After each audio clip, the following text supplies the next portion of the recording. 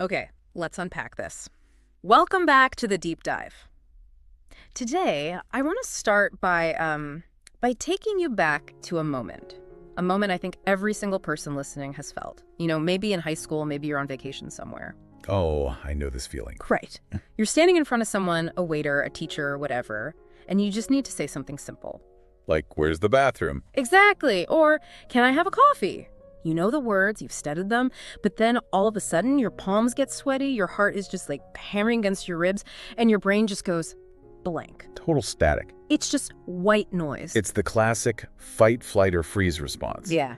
Your brain perceives the situation as a threat. It's a threat, exactly. Yeah. You open your mouth and either nothing comes out or worse, you say something that makes zero sense and you see that look of confusion on their face. And you just want the ground to swallow you whole. Yes, you just want to disappear.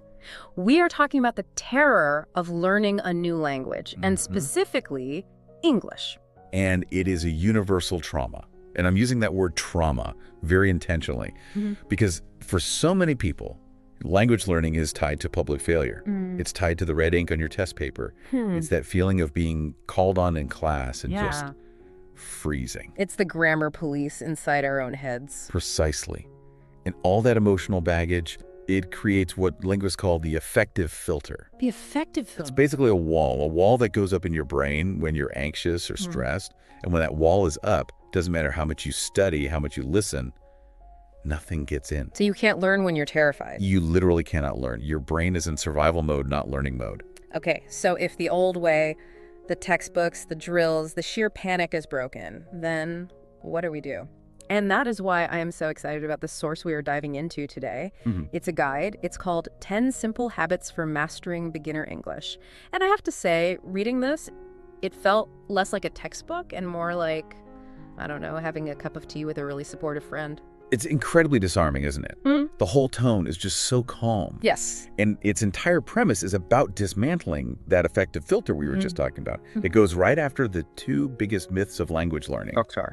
One, that you need perfect grammar before you dare to speak. And two, that you need this massive encyclopedic vocabulary just to be understood. It basically just says, hey, calm down. You're making this way harder than it needs to be. Exactly. It completely shifts the goalpost. Yeah. The goal isn't academic perfection anymore. Right. The goal is lifestyle integration. It's about moving English from this math problem you have to solve in your head to treating it like the air you breathe, something that's just around you all the time. So our mission today is to walk through these 10 habits, but we're not just going to, read a list. That's boring. We're going to dig into why they work. We're going to look at the psychology, the neuroscience of why maybe lazy learning is actually smart learning. I like that. Lazy learning. We've grouped these 10 habits into 4 big ideas: the passive sponge, the solo gym, rewiring the brain, and finally, the long game. The solo gym. That is a perfect description for that section. It really is. We'll get there, but let's start at the beginning. Section 1, the passive sponge. This is all about input. How do we get the language in our heads in the first place? And the first habit the source lists is, it's deceptively simple. Listen to English every day. Okay, and I can literally hear our listeners rolling their eyes right now. Right. Listen every day. Thanks, Captain Obvious. It sounds like the advice my gym teacher gave me in school. Just run more. Super helpful, but there is a very specific, very crucial little sentence in the text that changes everything. It says, and I'm quoting here, you don't need to understand everything. That is the game changer. Why? Why is that so powerful? Because think about how most adults listen to a foreign language. They're like code breakers. They're tense, they're leaning forward, they're trying to catch every single word. Yes. And they're translating it in their head in real time, trying to stitch the meaning together. And if they miss one word, one tiny adjective, the whole house of cards just collapses. It is exhausting. I've done this. I cried listening to the news in Spanish, and I think I was 30 seconds in, I missed a word. And while my brain was scrambling to figure out that word, the speaker had already moved on 3 sentences. I was completely lost. I just gave up. Exactly. Because you were engaging in what we'd call active decoding. You're treating it like a test. The source suggests something totally different. It suggests just letting the language wash over you. Just let it play. Let it play. It mentions podcasts, YouTube videos, stories, but the instruction isn't to study them, it's just to listen. Okay, but let me be the skeptic for a second. If I'm just letting it play in the background while I'm, say, washing the dishes or walking the dog, and I don't really understand half of what's being said, am I actually learning anything? Or is it just noise? Yeah. I could listen to the sound of a chainsaw for an hour, but I'm not going to learn how to fix an engine. Yeah. That's a really fair question. But language is different from a chainsaw. Okay. Your brain is, at its core, a pattern recognition machine. It's evolved over millions of years to do one thing exceptionally well: extract structure and meaning from sound. So even when I'm not, consciously trying. Especially when you're not consciously trying, because Yeah. you're not activating the anxiety filter. Your subconscious brain is just quietly cataloging the data. It's mapping the phonemes, the smallest units of sound. It's learning the rhythm, the intonation, the melody of the language. It's learning where the pauses naturally go. So it's like my brain is calibrating itself to the sound of English. That's a perfect word for it. Yeah. Calibration. Think about the silent period in child development. Babies don't come out of the womb speaking. Right. They listen. For 1, 2 years, they are just downloading data. They are building a massive, massive database of sounds. If you skip that phase, if you try to speak before you've flooded your brain with the sound of the language, you're always going to sound a bit unnatural. You need the data first. The source mentions a 10-minute rule for this. It says, even 10 minutes is enough. Why is that so important? This gets into the psychology of habit formation. It's about the compound effect. Yeah. If you tell yourself, I have to study for an hour every day, you're not going to do it. No, it's too big. It's too big. It requires too much willpower. You'll do it for 3 days and then quit. But 10 minutes, everyone has 10 minutes. You can find 10 minutes while you're making coffee, while you're folding laundry. It just lowers the barrier to entry so much. It makes it almost impossible not to do it, and that creates consistency. In language learning, frequency is so much more important than intensity. It is far better to listen for 10 minutes every single day for a year than to binge study for 5 hours once a month. You need that daily drip feed to keep the neural pathways active and open. Okay, so we're listening. We're being a sponge, soaking in the rhythm. That actually leads really nicely into the next habit from the source, habit 6, which is make English part of your life. This is about designing your environment. This is one of my favorite parts because it's so tactical and so powerful. It's not about trying harder. It's about changing your surroundings so you don't even have a choice. You're forced to engage. Okay, so the first suggestion on the list, I'm not going to lie, it gave me a little bit of anxiety just reading it. It says, change your phone language to English. Ah, yes, the nuclear option. I mean, seriously. My whole life is on my phone. If I change the language, I'm terrified I'm going to accidentally delete all my photos or, I don't know, send a weird email to my boss because I couldn't find the right button. And that little bit of terror is actually useful. How? There's a concept in psychology called desirable difficulty. When you change your phone settings, yes, for the first few days it's going to be annoying. You'll be looking for your flashlight, and you have to read the word flashlight instead of the word you know. You have to navigate to settings, then general. Right. But because you need to use your phone, because it's urgent, your brain is forced to tag those words with high priority. So it's not some abstract vocabulary word anymore. It's survival vocabulary. I need my flashlight. Precisely. You aren't learning the word settings from a flashcard in a classroom. You're learning it because you desperately need to turn off your ringer in a quiet room. That emotional urgency, that need, cements the memory in a way that rote memorization never can. And then what happened? After a week, you don't even notice it anymore. It just becomes normal. The source actually says that. English becomes normal, not scary. And that is the entire goal. If English is something you only see in a textbook, it stays as this academic subject. It stays as a threat. But if English is the interface you use to check Instagram or watch a video or text your friends, your brain reclassifies it. It stops being a test and it starts being a tool. It also talks about subtitles. Watch movies with English subtitles. Now, is this cheating? I always feel like if I have the subtitles on, I'm just reading. I'm not really listening. It's not cheating, it's scaffolding. It's a support structure, especially for beginners. Yeah. If you watch a movie with no support, you might get overwhelmed and just tune out completely. But with the subtitles, you're connecting the sound you're hearing with the words you're seeing on the screen. You're bridging that gap between the auditory and the visual. It helped you parse that stream of sound into distinct words. So they're like training wheels for your ears. Exactly. And eventually you take them off. You don't start learning to ride a bike by entering the Tour de France. You start with training wheels. Okay, that makes sense. So let's talk about the content of all this input. We're listening, we're reading our phone screens, But what words should we even be focusing on? This brings us to habit 3, and honestly, this idea runs completely contrary to everything I thought about sounding smart. The source says, big words are scary, small words are powerful. Oh, this is such a massive trap that learners fall into. I call it the resume English trap. Resume English, I love that. What is it? You see it all the time. Intermediate learners, they want to sound sophisticated, so they try to use words like moreover, or nevertheless, consequently, utilize. I shall endeavor to facilitate the subsequent meeting. Yes, exactly. And they end up sounding weird. They sound like a 19th century British bureaucrat. Or they just use the word slightly wrong. Right, which is even worse because it just creates confusion. But this source, it lists the real power words. Words like go, come, make, feel, think. That's it, just those 5 words. Well, those are the examples, but the concept is the Pareto principle, the 80-20 rule. Yeah. In almost any language, English included, the top 100 most frequent words account for about 50% of everything that's said in daily conversation. Wow. The top 1,000 words, that gets you to about 80%. That's wild. So 20% of the words are doing 80% of the work. Absolutely. And these tiny, small words are incredibly versatile. Just think about a word like get. You can get up, get down, get tired, get married, get a coffee, get over it. So many. If you truly master the word get, you can express 50 different concepts. But if you spend all your time mastering the word obtain, you can only express 1. So the advice is, don't be a vocabulary snob. Don't be a snob. Be effective.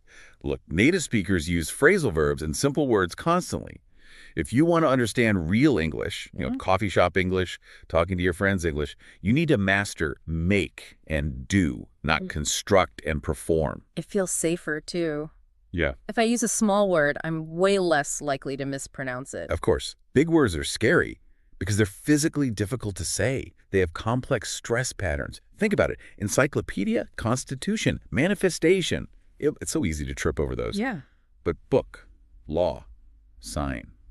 Pretty hard to mess those up. Okay, so let's recap section 1, the passive sponge. We're listening without pressure to build that sound database. We're changing our digital environment to force exposure, and we're embracing the power of small, functional, everyday words. We've soaked it all in. But a sponge can only hold so much water.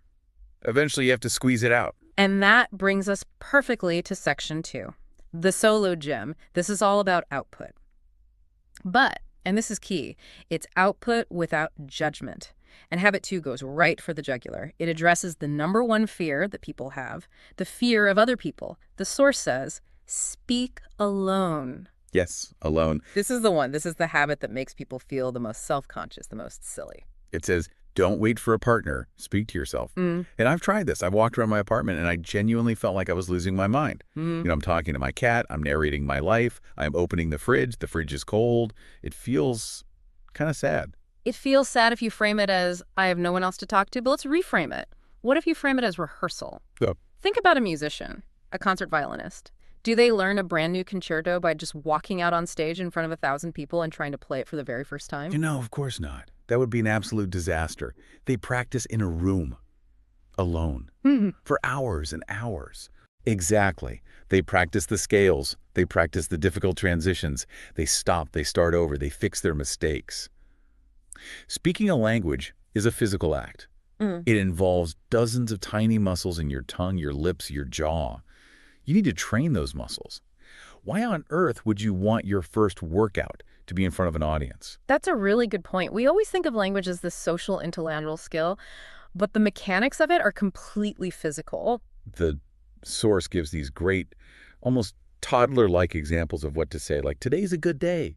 I am drinking water. I feel happy now. Let's break one of those down. I am drinking water. Why would I narrate something so incredibly obvious? Because you are bypassing the translation layer in your brain. This is crucial. Normally you think, okay, I'm thirsty. What's the word for that in my language? Okay, now how do I say that in English? Subject, verb, object. It's this long, clunky process. But if you are physically holding a glass of water, and you say the word water, you're connecting the object directly to the English word. You're just labeling your reality. This is exactly how children learn. They point and they name dog, car, juice. So you're grounding the language in the physical world, not in a dictionary in your head. Yes. And you're doing it in a zero-stakes environment. If you say, I am drinking water instead of water, nobody laughs at you. The police don't show up. You just hear yourself, you correct it, and you move on.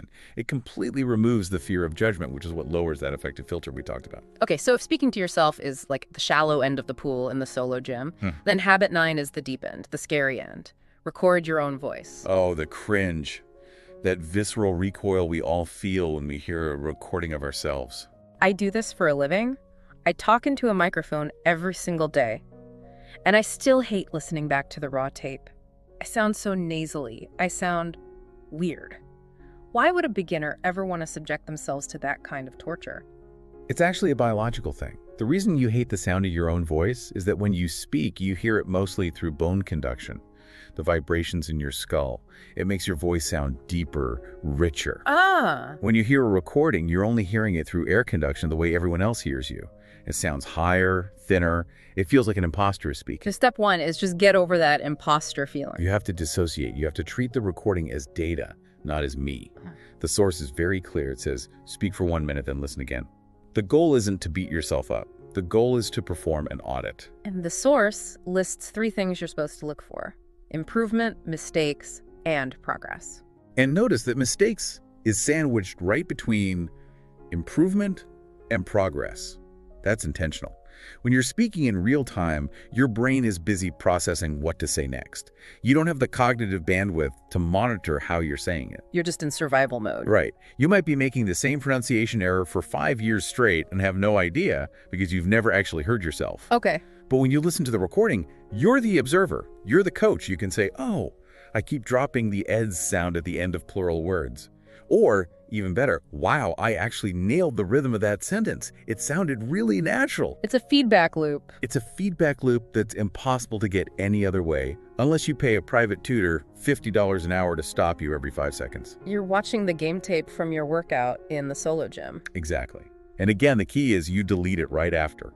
No one ever has to hear it. It is for you and you alone. Okay, there's one more machine in this solo gym. Habit 4. The source calls it the mimic. The idea is to repeat after native speakers. This technique is often called shadowing in the linguistic community. It's incredibly powerful. The instructions in the source are very specific, though. It's not just say the words. It lists a trinity of things to copy: the sound, the speed, and the feeling. The feeling. That is the magic ingredient right there. But why feeling? I thought language was just about information transfer. No, not at all. Language is emotion. Language is identity. Language is culture. Think about how actors learn a new accent, say a British actor who has to play an American. They don't just learn the vowel sounds. Right. They learn the posture. They learn the attitude. They learn the vibe. Is it a fast-talking New Yorker, a slow, relaxed Californian?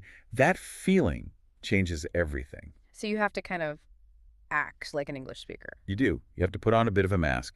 The source says to pause a short video and copy the sentence. If the person in the video is angry and shouting, you should shout. If they're whispering a secret, you whisper. If you just read the subtitles in a flat, monotone voice, I am so very so happy. You're not learning English. You're learning robot. You're learning text-to-speech. You're learning text-to-speech. Real English has a music to it. It has a rhythm. It goes up and down. It speeds up and slows down. A native speaker doesn't say, what do you want to do? They say, what do you want to do? Shadowing is what teaches you the music, not just the lyrics. You know, it strikes me that all of these habits in the solo, gym speaking, alone, recording yourself, mimicking, they all require a certain amount of playfulness. You have to be willing to look and feel a bit silly. You have to be willing to suspend your ego. The adult ego is the single biggest enemy of language learning. As adults, we want to be taken seriously. We want to be competent. But learning, by definition, requires a period of incompetence. It requires being a fool. The solo gym just gives you a private, safe place to be a fool until you're ready to be a master. I love that. A private place to be a fool.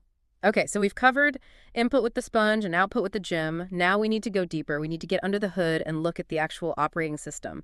Section 3, rewiring the brain. This is where we get into the cognitive shifts. And it starts with habit 5. Think in English. Now, I see this advice everywhere. Just think in English. And my first reaction is always, well, if I could think in English, I wouldn't need this advice. I'd already be fluent. It feels like telling a sad person to just be happy. It does feel like a catch-22, for sure. but the source breaks it down in a way that actually makes it accessible. It tackles the single biggest barrier first, which it calls the translation trap. Walk us through the translation trap. What is that? Okay, so imagine you see a dog walking down the street. If you're a beginner, your brain instantly thinks of the word for that animal in your native language. Let's say you're a native Spanish speaker. You think perro. Okay. Then step 2, you have to access a mental dictionary. You look up perro and find the English equivalent, dog. Then step 3, you have to check the grammar rules and construct the sentence. Then you finally say, I see a dog. That's a 3 or 4-step process. It is incredibly slow and clunky. And by the time I've done all those steps in my head, the dog is gone and the conversation has moved on. Exactly. Thinking in English means cutting out that middleman. It means seeing the furry, 4-legged animal and having your brain go directly to the English label, dog. A direct link.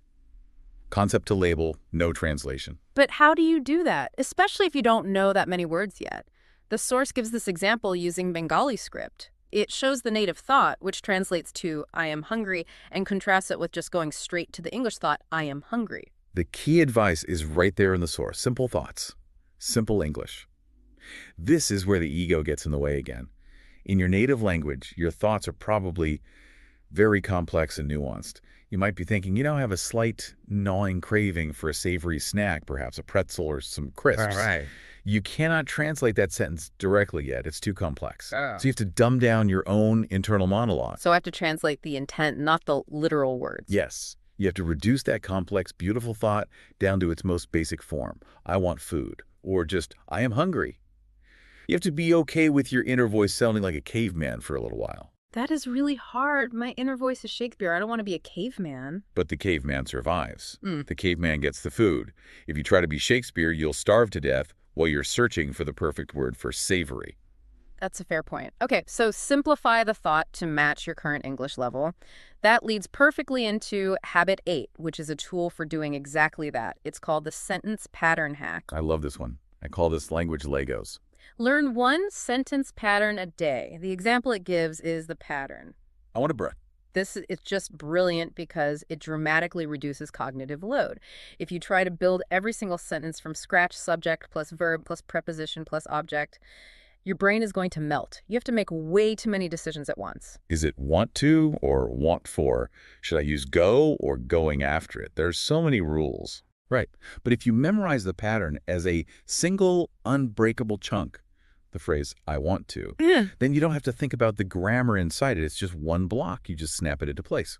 And then you only need one more word, one more block to finish the thought.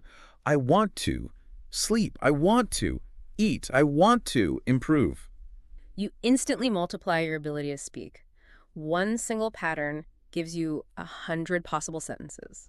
And it gives you confidence because you know that core structure is correct. Yeah. You're not just guessing. Other patterns like can I have or I'm going to or did you see? Yeah. These are the skeletons of the language. Once you have the skeletons, all you have to do is hang the meat on the bones. It's plug and play language. I love that. Yeah. But even with Legos, even with simple caveman thoughts, you are going to mess up. You're going to step on a Lego every now and then. You absolutely are. And that brings us to the most important mindset shift of all, Habit 7, rebranding mistakes.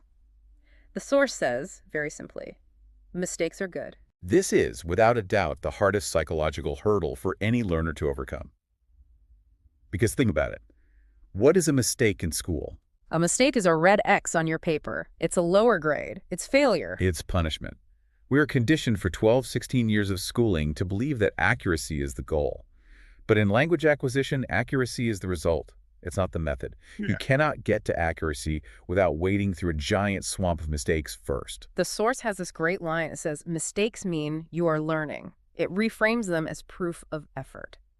Think about a baby learning to walk. When they take 2 steps and then fall down, do we rush over and scold them? Do we say, you failed, you're so bad at walking, just give up and crawl forever? No, of course not. We clap, we cheer, we say, yay, get up and try again. Exactly, because the fall is part of the process. The fall is just data. The baby's brain is processing, oh, I leaned a little too far to the left that time. Okay, next time I'll try leaning a bit to the right. A grammar mistake is just a data point. Oh, I say good instead of went, and the other person looked a little confused. Okay, note to self, went.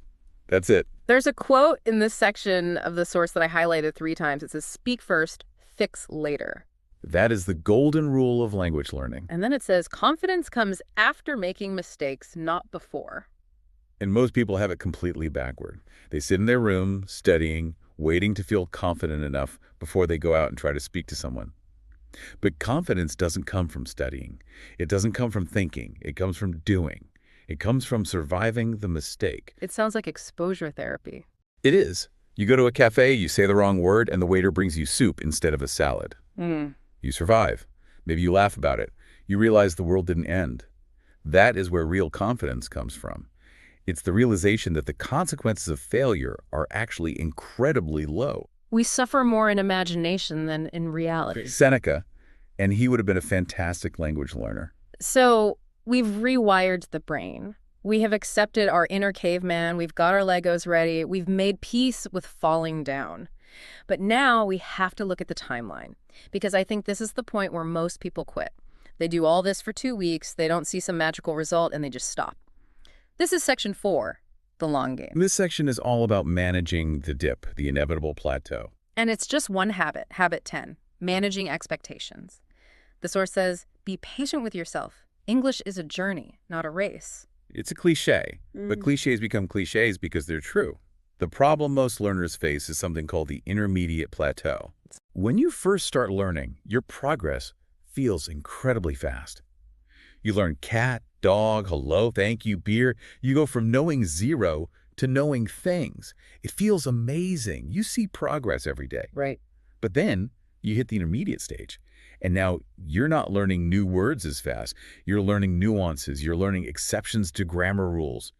You can study for a whole month and feel like you haven't improved at all. And that's when you quit. That's when you quit because you think it's not working anymore. But the source validates this feeling. It says, some days you feel stuck. That is normal. Just hearing that is normal is so powerful. If you take just one thing away from this deep dive, maybe it should be that. Absolutely. A bad English day does not mean you were stupid. It doesn't mean you've regressed. It just means your brain is processing. It's consolidating information in the background. I have those days all the time. Some days I can't remember the word for toaster, and I speak this language natively. We all do. Fatigue, stress, what you ate for lunch, they all affect your verbal fluency. The advice is, if you're having a bad day, don't quit. Just change your activity. Maybe say, you know what, today's a bad output day. I'm just going to listen to some music. Slow progress is still progress. That's another line from the source. The only way to actually fail at learning a language is to stop. That's it. If you keep going even at a snail's pace, you will get there. It is mathematically inevitable. This brings us to the end of the list. And looking back at all 10 of these habits, listening, changing your environment, speaking alone, using small words, being patient, it really strikes me that this isn't a guide about English grammar. No, not at all. It's a guide to psychology. It's a guide to anxiety management. It's the anti-anxiety guide to learning English. Exactly. The biggest barrier for most people isn't the irregular verbs. It's not the confusing spelling. It's the fear. It's the ego. It's the immense pressure we put on ourselves to be perfect. And this method just strips all of that away. It says, you don't need money. You don't need a fancy classroom. You just need to be kind to yourself, and you need to be consistent. The outro of the source text itself really brings this all home. It's almost meditative. It says, take a deep breath, relax your mind, and keep learning. When was the last time a grammar textbook told you to take a deep breath? Never. Not once. And that's the entire point. Yeah. A tense mind cannot learn. A relaxed mind is a sponge. You know, this applies to everything. If I want to learn to play the guitar or how to code or how to bake bread, if I'm all tensed up, I'm going to burn the bread. If I'm relaxed, I learn from the burnt bread and do better next time. We're talking about a fundamental identity shift. You stop trying to learn English and you just start being someone who uses English. Even if you use it badly at first, even if you only use it simply, you are living in the language, not just studying it. I want to lead our listeners with one final thought that really stuck with me after reading this. We talked a lot about the solo gem, about speaking alone, thinking in English, recording your own voice. The source puts so much emphasis on this solitary private work. You can literally create a full immersion environment inside your own head in your own bedroom without ever buying a plane ticket. It's completely possible. It's an internal immersion. So if you can do 80 or 90% of the hard work completely alone, is it possible that the biggest barrier to learning a language isn't the language itself, but actually other people? Or, more accurately, our fear of other people. That is the provocative question, isn't it? Maybe the language barrier isn't between you and the language. Maybe it's between your current self and the image of your future fluent self. It's a self-image barrier. And maybe if we realize that the solo gym is where the real muscle is built, then the public performance, ordering that coffee, asking for directions, wouldn't feel so scary. We'd realize we've already done all the reps. They've already done the reps. You just have to trust the process. Trust the process. Trust the small words. And please, trust that making mistakes is not just good, it's essential. They are the only way forward. Thank you for diving in with us today. I hope you feel a little lighter, a little less stressed, and maybe, just maybe, you're ready to go whisper, "I am drinking water," to your kitchen sink. I know I am. Take a deep breath, relax your mind, and keep learning. We'll see you next time on The Deep Dive.